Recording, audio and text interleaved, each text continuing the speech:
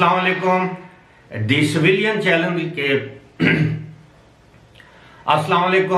Civilian channel के platform से अबरार रशीद आपकी खिदमत में हाजिर है और मेरी आपसे रिक्वेस्ट है कि अगर अभी तक आपने इस चैनल को सब्सक्राइब नहीं किया या पहली मरतबा मेरी वीडियो देख रहे हैं तो इसे सब्सक्राइब कर लीजिए और ताज़ा तरीन वीडियो के नोटिफिकेशन के लिए जो बेल आइकन या नोटिफिकेशन बेल है उसको ज़रूर प्रेस कीजिएगा। आपका बहुत बहुत शुक्रिया। इस्लामाबाद में काफ़ी अरसे से तमाम अरकाने कौमी असम्बली ने मुकम्मल और पक्के पक्के डेरे डाल रखे हैं और जो बड़े अपोजिशन सियासी रहनुमा हैं उनके डेरे इस्लामाबाद में हैं। इस्लामाबाद और लाहौर के दरमियान उनकी यात्रा भी जारी रहती है।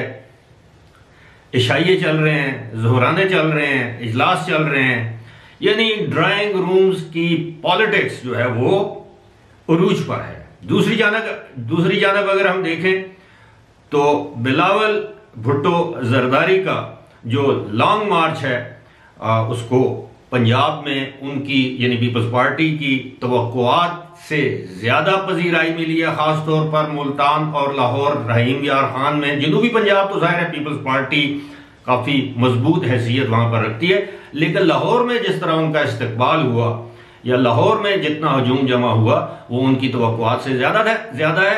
अब वो मार्च 1 या 2 दिन के बाद इस्लामाबाद पहुँच जाएगा, पड़ाव वहाँ पर पड़ेगा।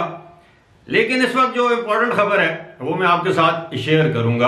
आपके इल्म में है कि पाकिस्तान तहरीक इंसाफ बलूचिस्तान के सदर सरदार यार मोहम्मद रिंद जो हाल ही में वजीर आज़म के मुशीर के ओहदे से मुस्तफ़ी हुए, अगरचे वजीर आज़म ने उनका इस्तीफ़ा अभी तक मंजूर नहीं किया, लेकिन गुज़श्ता शाम या शब सरदार यार मोहम्मद रिंद की एक मुलाकात हुई और मुलाकात हुई आसिफ अली जरदारी के साथ। अब इस मुलाकात का अंदरून का हाल ये है कि ना सिर्फ सरदार यार मोहम्मद रिंद ने असूली तौर पर पाकिस्तान पीपल्स पार्टी में शमूलियत का फैसला कर लिया है, बल्कि अनकरीब इसका ऐलान भी किया जाएगा और मुमकिन है कि इसका ऐलान बलूचिस्तान में उनके आबाई इलाके में किसी जलसे के मौके पर किया जाए, जहां पर सदर जरदारी जा सकते हैं, बिलावल भुट्टो जा सकते हैं। तो ऑब्वियसली ये एक बहुत बड़ा इवेंट होगा। लेकिन यही नहीं, ये भी एक खबर है, ये उससे अहम खबर है कि अपनी मुलाकात के दौरान सरदार यार मोहम्मद रिंद ने अपने हमख्याल 3 MNAs यानी अरकान कौमी असम्बली वो आसिफ अली जरदारी की झोली में डाल दिए हैं कि जनाब ये MNAs अब आपके सुपुर्द, जैसे चाहें जहां चाहें ये आपके लिए वोट करेंगे, अदम एतमाद में आपका साथ देंगे। ऑब्वियसली सियासत में कुछ लो और कुछ दो की बुनियाद पर तमाम चीज़ें तय पाती हैं। आपके इल्म में ये भी होगा कि माजी करीब में मुस्लिम लीग नून से ताल्लुक़ रखने वाले जो उनके वज़ीर आला भी रह चुके हैं, सरदार सनाउल्लाह ज़हरी, जो कि मुस्लिम लीग नून के वाहिद MPA थे बलूचिस्तान असम्बली में, उन्होंने भी पीपल्स पार्टी में शमूलियत इख्तियार कर ली। अब आप सोच रहे होंगे कि उन पर डिफेक्शन क्लॉज क्यों नहीं लगा। ये भी बड़ी दिलचस्प सूरत हाल है। हमारे आइन में लिखा है कि अगर पूरी पार्लिमानी पार्टी या जो पार्लिमान के अंदर जो पार्टी है उसकी सादा अक्सरियत भी अपने इत्तेहाद से यानी उस पार्टी से अलग हो जाए तो उन पर डिफेक्शन क्लॉज आयद नहीं होता। अब सनाउल्लाह ज़हरी वाहिद MPA थे, वो खुद ही पार्लिमानी लीडर भी थे। जब उन्होंने पीपल्स पार्टी ज्वाइन की तो इसका मतलब है उन पर डिफेक्शन क्लॉज नहीं लग सकता, ना ही वो असेंबली की रुकनियत से नाअहल करार पा सकते हैं। बलूचिस्तान की असेंबली में जब भी तब्दीली आती है तो इसका मतलब ये होता है कि तब्दीली की हवा चल पड़ी है और वहाँ पर आपको मालूम है कि मुक़्तदर हलकों की ख्वाहिश के बरअक्स वहाँ पर कभी तब्दीली ना आई है, ना आएगी। इस मरतबा भी आपने देखा कि जाम कमाल की हुकूमत को उन्हीं की पार्टी के अंदर एक रिवोल्ट हुआ, उसके बाद कुदूस बजिंजो को वजीर आला बना दिया गया या वो बन गए, जिसके बारे में यार मोहम्मद रिंद का ये इल्ज़ाम है कि उनको वजीर आला बनाने के अमल में कोई 3.5 अरब रुपया इस्तेमाल किया गया अरकान असम्बली की खरीद में। अब ज़ाहिर है फरोख्त में तो नहीं इस्तेमाल हुआ होगा, उनको खरीदा गया, ये बकौल सरदार यार मोहम्मद रिंद के। अब मालूम नहीं उनके पास इसका सबूत है या नहीं, लेकिन ये बलूचिस्तान से चलने वाली जो हवाएं हैं, आपको पता है कि बाद का वहाँ की जो सर्द हवाएं हैं वो बलूचिस्तान की वो सिंध में भी आती हैं, कराची में भी आती हैं, आहिस्ता आहिस्ता वस्ती पंजाब तक भी आती हैं।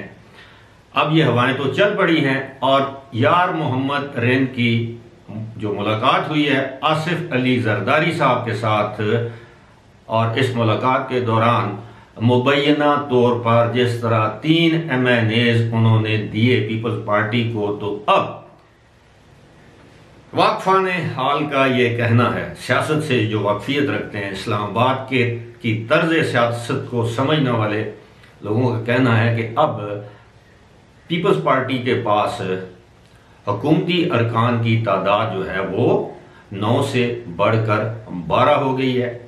22 अफराद की हमायत को क्लेम कर रही है नून लीग, 4 MNAs की हमायत का दावा कर रही है JUIF। अब 22 और 12 ये हो गए 34 में 4 JUI के मिला लें तो ये हो गए